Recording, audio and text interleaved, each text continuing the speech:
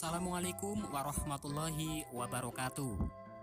Apa kabar anak-anak Indonesia yang solih dan solihah? Kembali kita belajar dari rumah. Kali ini kita akan belajar bersama mata pelajaran Pendidikan Agama Islam dan Budi Pekerti untuk kelas 5 sekolah dasar. Namun sebelumnya, silakan bagi adik-adik sekalian yang belum subscribe, silakan tekan tombol subscribe dan jangan lupa untuk berkomentar dengan menulis nama kalian dan asal sekolah kalian.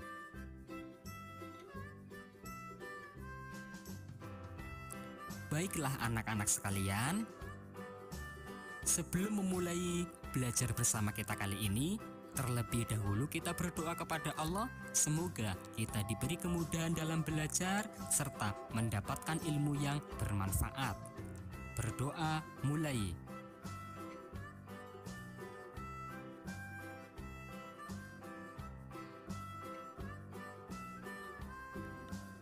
Anak-anak yang solih dan solihah, pada materi pertama di pertemuan kali ini kita akan belajar bersama tentang surat At-Tin. Al-Quran adalah wahyu Allah Subhanahu wa Ta'ala yang diturunkan kepada Nabi Muhammad SAW melalui perantara malaikat Jibril. Al-Quran berfungsi sebagai pedoman hidup umat Islam. Memahami isi Al-Quran sangatlah penting.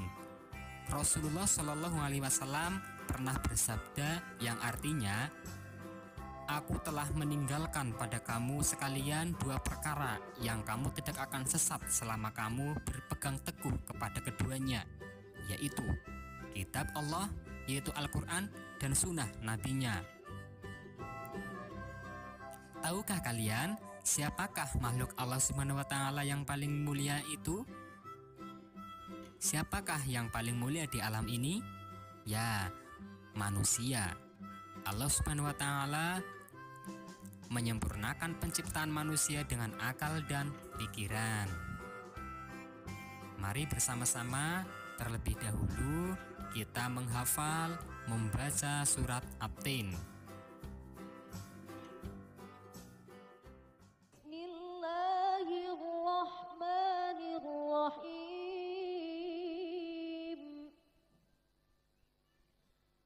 Wat-tini waz-zaitun وطور سينين وهذا البلد الأمين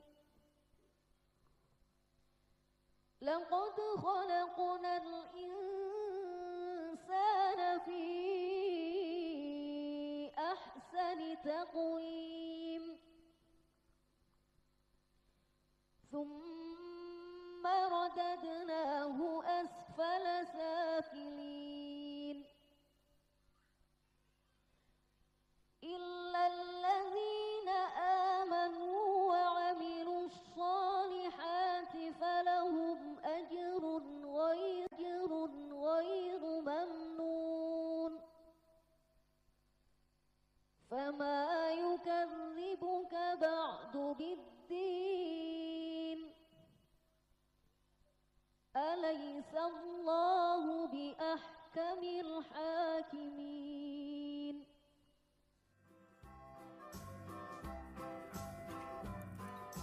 Makna kandungan surat At-Tin. Latar belakang turunnya surat At-Tin berkaitan dengan pertanyaan para sahabat tentang balasan amal orang yang sudah tua, renta, atau pikun.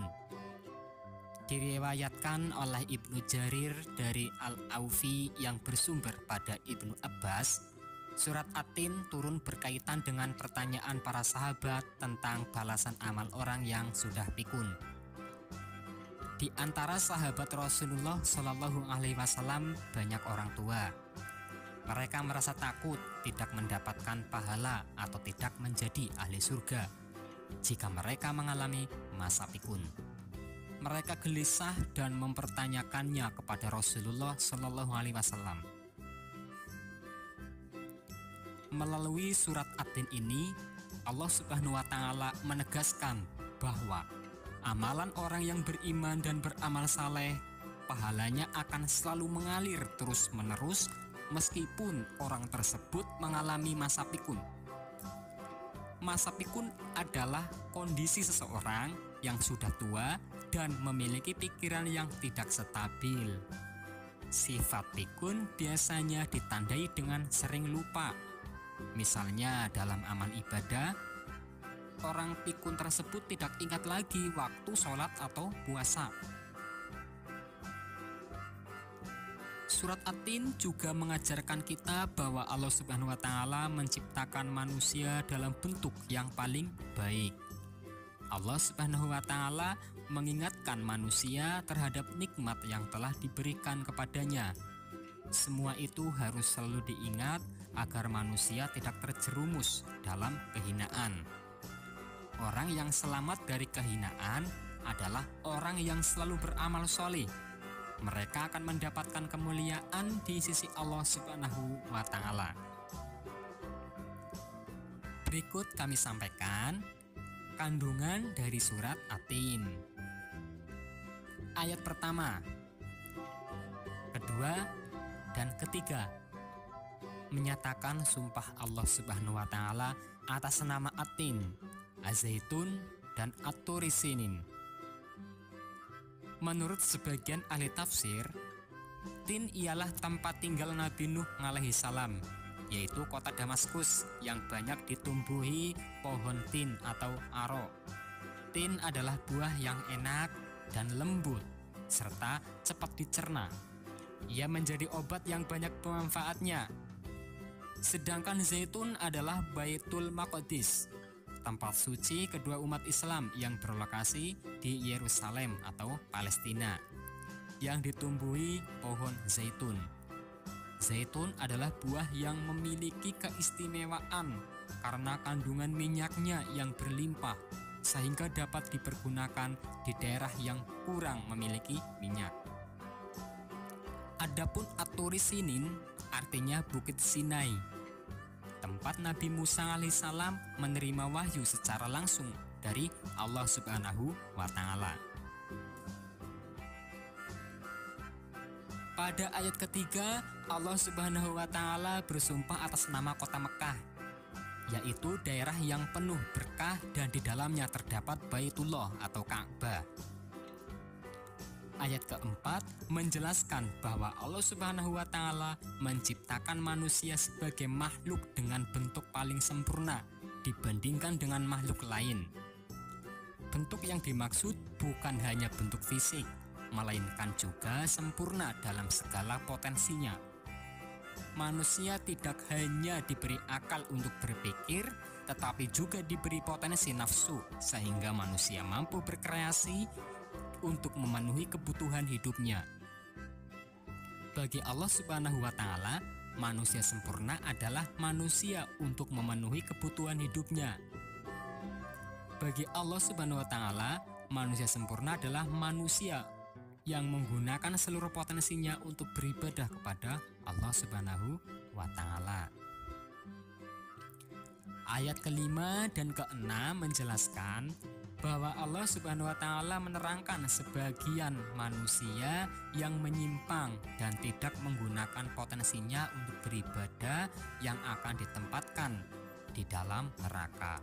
Sebagian lagi orang-orang yang beriman dan beramal soleh, mereka senantiasa mendapatkan pahala yang tidak terputus sampai meninggal dan menjadi ahli surga.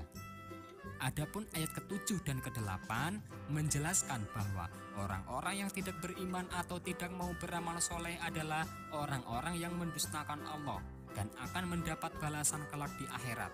Padahal mereka sesungguhnya mengetahui akan mati dan menghadapi pengadilan Allah. Sesungguhnya Allah Subhanahu wa Ta'ala adalah hakim yang maha adil. Kesimpulan dari kandungan surat At-Tin ini adalah: yang pertama, manusia adalah makhluk yang diciptakan Allah paling baik bentuk rohani dan jasmaninya. Allah Subhanahu wa Ta'ala akan menempatkan manusia ke tempat yang paling hina, yaitu neraka bagi orang-orang yang tidak mau beriman dan beramal soleh. Bagi orang yang beriman dan beramal soleh akan mendapatkan pahala dari Allah Subhanahu wa Ta'ala yang tidak putus. Kepastian adanya hari pembalasan sehingga wajib kita imani. Allah Subhanahu wa Ta'ala adalah hakim yang paling adil dan tidak dapat dipengaruhi oleh siapa. Baiklah anak-anak sekalian, demikianlah rangkuman dari pembelajaran kita kali ini. Silakan kalian bisa mengerjakan pertanyaan-pertanyaan yang ada di deskripsi video ini. Jangan lupa ya untuk tekan tombol subscribe dan berkomentar dengan menulis nama kalian dan asal sekolah kalian.